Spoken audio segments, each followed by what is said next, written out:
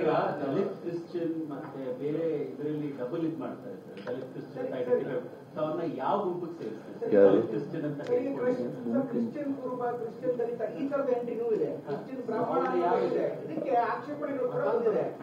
ಆಯೋಗ ಡಿಸೈಡ್ ಮಾಡುತ್ತೆ. ಈಗ ನೀನು ಏನ್ ಬರೀತಾರೆ ಬರೀಲಿ, ದಿ ಆಯೋಗ commission will take A decision ಅಂತ.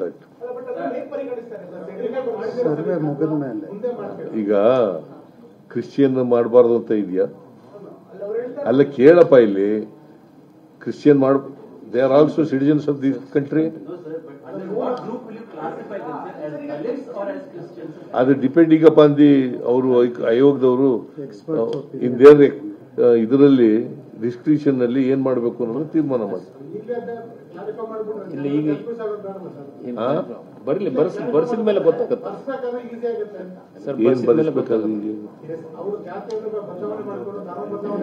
ಸರ್ ಆಯೋಗ ಡಿಸಿಷನ್ ತಗೋತೈತೆ ಸರ್. ಈಗ ನೋಡಪ್ಪ, ನೀನು ಕ್ರಿಶ್ಚಿಯನ್ ಕನ್ವರ್ಟ್ ಆಗ್ಬಿಟ್ಟಿದ್ಯಾ ಅಂತ ಇಟ್ಕೊಳ್ಳೋಣ. ನೀನ್ ಕ್ರಿಶ್ಚಿಯನ್ ಆಗ್ಬಿಟ್ಟಿದ್ಯಲ್ಲೋ, ಕ್ರಿಶ್ಚಿಯಾನಿಟಿ ಮೇಲೆ ನೀನ್ ಕ್ರಿಶ್ಚಿಯನ್ ಅಂತ ಬರೀ.